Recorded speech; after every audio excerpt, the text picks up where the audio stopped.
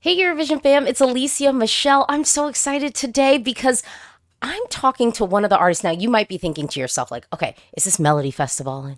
Is this Pesmaza Eurovision? Is this UMK? No, I'm going over to Germany and I'm talking to the entry that's giving us my Katze? Mikatza? Is that, can I, is that what I want to say? And I'm going to say, so I want to call it like Galant because I'm American and I'm thinking like, medieval times, or is it like Galant? Is it a little bit fancier than that? It's Yeah, more like Galant.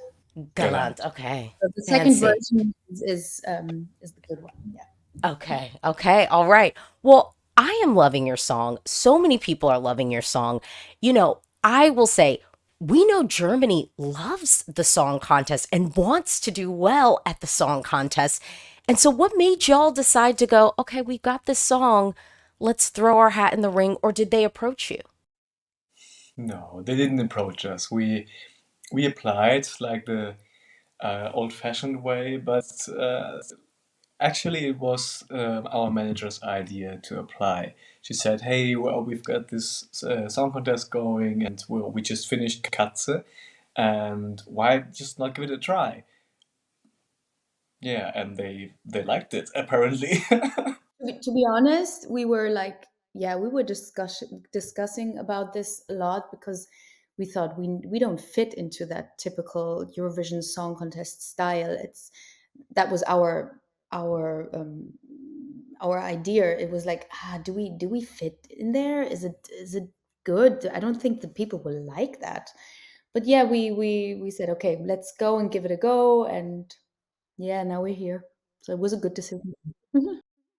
Well, I'm glad to have y'all here because I've been bumping the track in my car ever since it dropped. When I had my first reaction, I was Nice. like, ooh, I was like, this feels like cool. Like there's something about the sound that it like feels cool. And it's a very good car song, I will just say. Like, if you're Yeah, cruising, nice. Car very good. approved. Because I But was no, wondering, I was wondering how the song sounds for people who don't speak German. But if you say what you just said, I'm happy.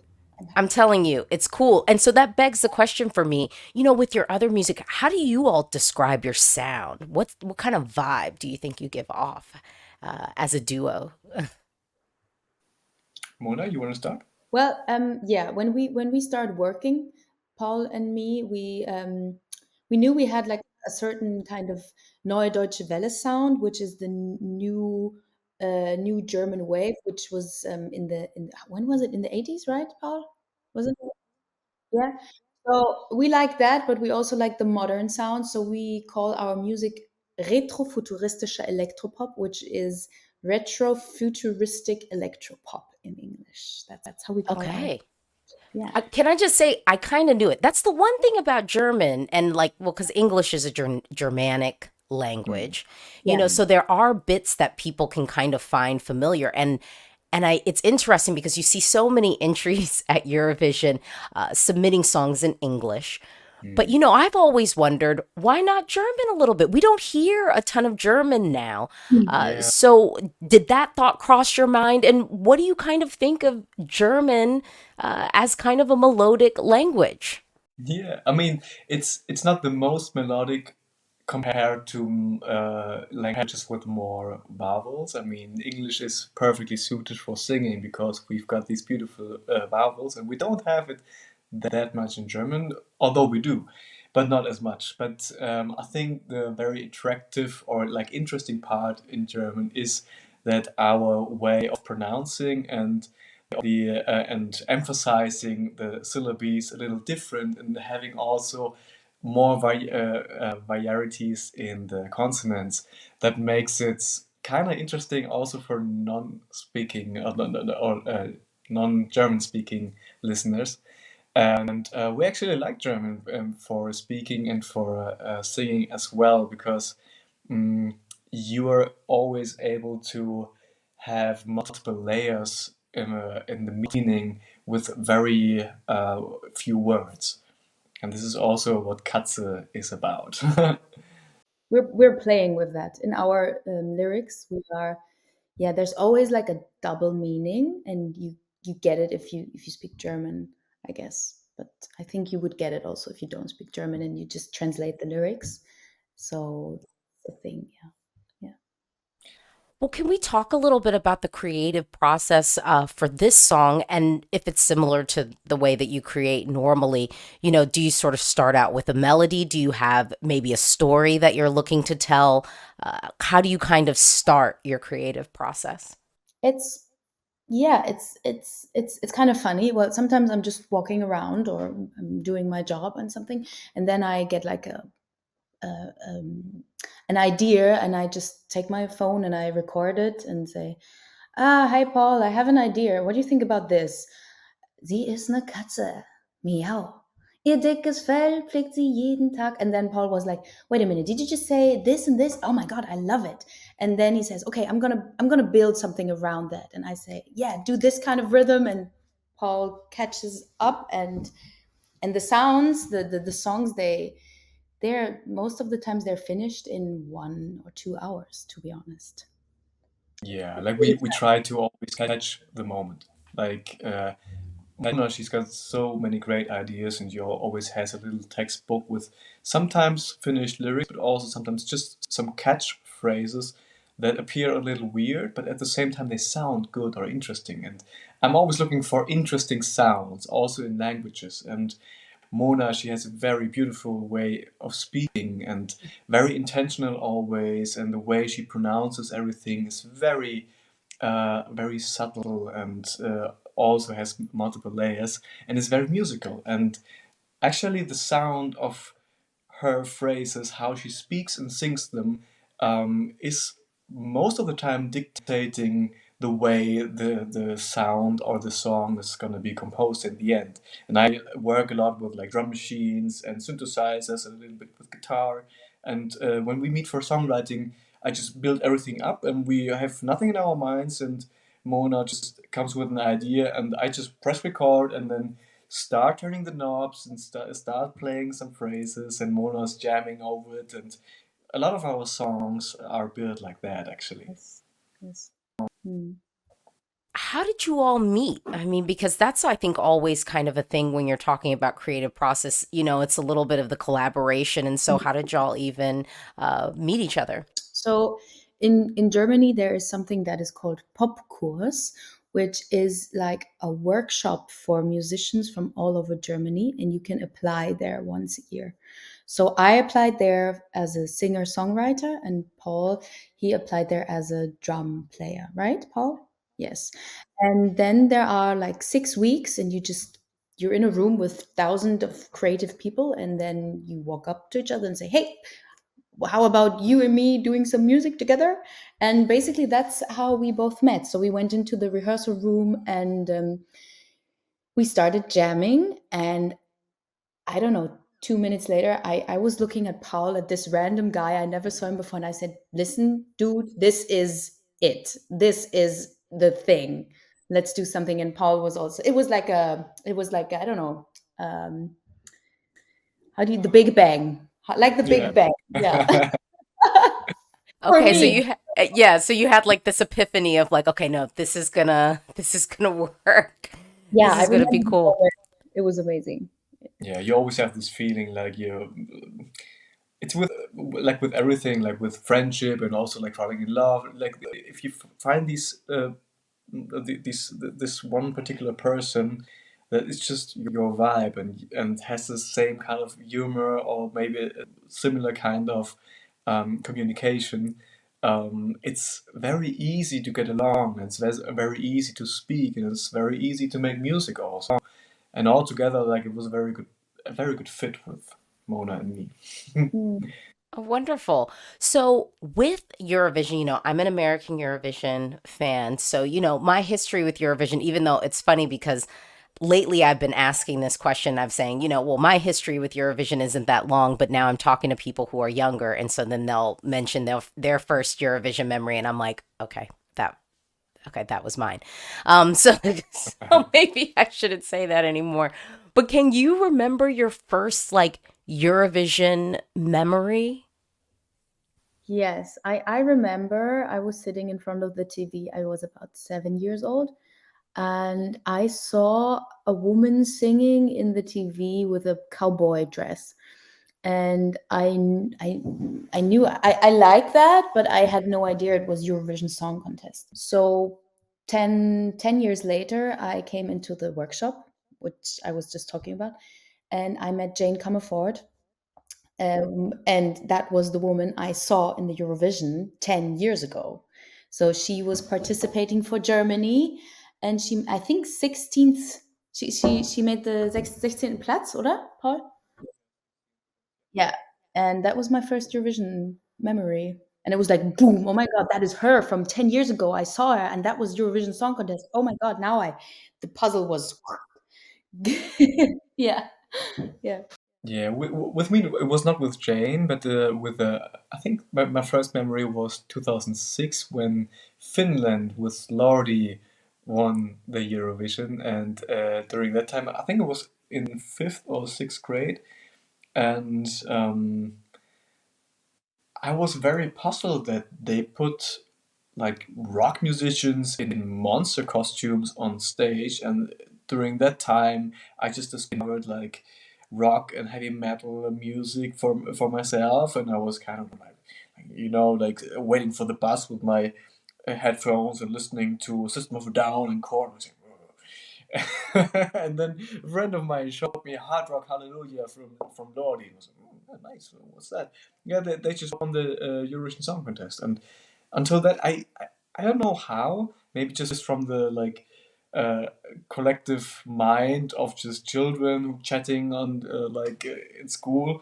I kind of had an idea what the Eurovision Song Contest was, but I thought it would only play like super straight pop radio music, and yeah. So with that memory, I thought, okay, it must be a nice contest where every style of music is welcome.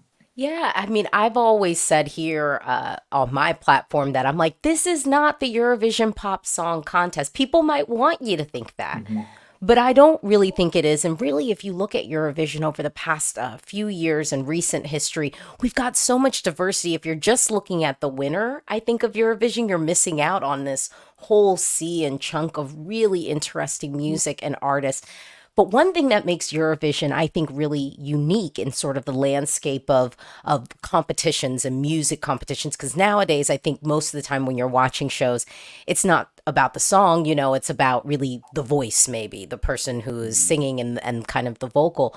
But one thing I love about Eurovision is it's not just the song, it's how you bring the song to life. Now, I know you can't tell us what you're planning to do on stage or anything like that, but can you tell me a little bit of what did your mind sort of go to when you were like, okay, we've been accepted. Now we have to perform this live. What was maybe some inspiration points and maybe what was even the process like kind of articulating your vision to the broadcaster? So for me or for us, it was a big thing that we want to stay true to our style and our vibe, because it's the first time that we're working together with TV and with this whole world. So we were a bit scared that they want to, you know, give us clothes and outfits that don't fit, that, like, I don't know, a pink flamingo dress or something. So we were talking a lot with them, and they assured us that nothing like this is going to happen.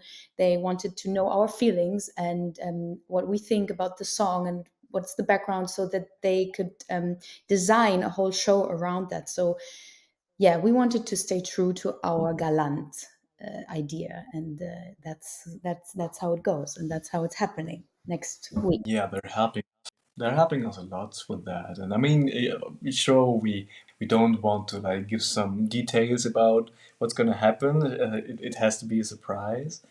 But we already mentioned that that the meaning of the song Katze and the lyrics of Katze, they kind of have the second layer. The first layer is singing and dancing just to "Sie ist eine Katze." Like this kind of vibe. But if you listen closely and if you also read the translation of the lyrics, the English translation, you kind of guess that it's not about a cat, it's about a person, and like it's a more complex subject, and we try to embody and envision this on stage. That that is not about a cat. It's about this second layer and deeper meaning. Also hoping to to give our show a little more like yeah, deep thought. I don't know if that's right to say, but yeah. No, Oh, I yeah. think it's layered. Mona, did you want to hop in? Oh, no, I was just saying yes, Paul. You are right. That's what I wanted to say. No, all good. All good. Well, I think that Germany has a really interesting national selection this year. You have some folks that have competed to try and represent Germany before, but I do have a question, and I ask everybody this question. So I'm assuming you've heard the songs of your competitors. I do competitors in quotation marks because Yeah, everyone's a winner. you're right. Yeah, that's right. But, you all do have this unique, I say, like sound. Is there a song that you feel like, if we could take that song and put the Galant spin on, what song would it be?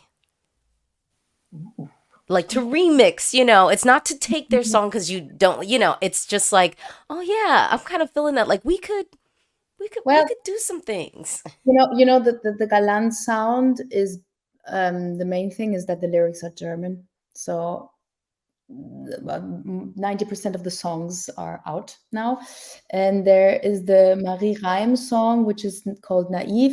That's the typical Schlager. Um, no, I don't think there's any. Paul, what do you think? For me, no. For me, no. There's no song. Yeah, it's very difficult because like we might have this two elements, like Mona said, we are like writing in German, and German has already this whole aesthetic around it, and the Marie Reim song "Naive," it also is a very like German sounding song, but the whole aesthetic goes in just the opposite direction. Like we are more in this like okay, we want to have a deeper meaning. We want to have this, let's say, a little artsy touch. We want to have this also like bow to like the beginnings of German electronic music, like with Krautrock, Kraftwerk in the 70s, 80s, and everything. And Marie Reim is like very, it's just the, or not just, but it is a song that is very it's about the entertaining part, and it should be like easy approachable, and so that a lot of people can feel entertained and everything. And so this also would like miss our purpose of a song. So I think it would work best if we pick one of the English written songs and first translate it and then try to apply our sound and our Yeah, setting on that that's one. that's what I wanted to say. We would translate the song and then do a Galant version. That's what. Yeah, but Ooh. which song? Wow. Which song? To be honest, I have no idea what the lyrics are about from the other songs. Oh boy, I think "Oh Boy" from Rick has a quite deep meaning, but Mm. I need to get more into that song. But I Yeah. think maybe that would be a song. Yeah, probably. I mean, they're all great songs. They're written just fantastic. We really appreciate all the songs that are also in the finals. So I think we could try it with every single song. But yeah, I think the one that also stuck to my mind was "Oh Boy." But yeah, I don't know. What do you think? Yeah, I almost was kind of thinking Marie's song. I'm like, there's a way to take it, sort of strip back the Schlager in it, Mm-hmm. like figure out the loops in it, and like coolify it. Like Mm-hmm. give it Mm-hmm. kind of like a little. Like I think to me, I'm like, there's a path. There's a path for that one, but Yeah, you're but I right.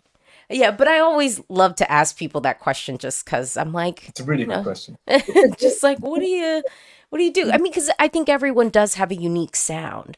And Mhm. so, thinking of covering or remixing someone's song doesn't mean you're trying to sound like them. It's like, how do you put yourself in it and sort of evolve the track to fit sort of you. And I just always find that a curious thing. But, I look at you all as very creative individuals, and I always try to tell everyone I think we all have a little bit of creativity within us.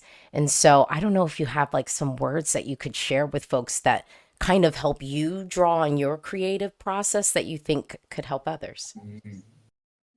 Good question. Like in the pop course, if I may start, Mona, like we had this, like we had some kind of instructors or like teachers or people that helped us in the process of just evolving our own voice, actually our own artistic voice. And they were all like Jane Comerford, for example. She was also there, and they teach us many good things. And like one person, his name is Callas. He's a drummer of like very big German pop radio acts. Maybe you know Mark Forster. I don't know. He's the drummer of Mark Forster, and um, he back then told me that I really need to stick to what I like and love in music, and don't worry about if it's gonna fit to what's just on vogue or what's just trendy and everything. I just need to stick to myself, and the right people are going to find me, not the other way around. And that was something that changed my whole life, actually. So thank you, Carlos, for that. And Mona actually found me, so he was right. When I started to make my music, I discovered always when I think it's too weird, it's too strange, I can't use that lyrics. It's too weird. The people will roll their eyes.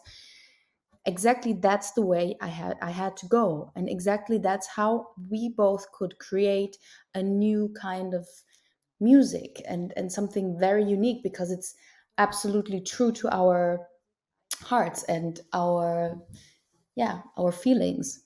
And yeah, if the people roll with their eyes, I think everyone who's creative made a good job. I think that's, then it's new, and it's real. It's nothing that people want to hear, want to see, or have seen a million times. It has to be strange. Well, I Yeah. agree with that. I do think art sometimes has to be divisive if it's just universally accepted. Like, is it really art or is it just reflecting what Mm. we already are and palpable? Well, thank you both for talking with me today. I know there's a lot of people who are really curious to see what you're going to serve on the stage. So thank you so much. Yeah, Yeah, thank you. Thanks for having us.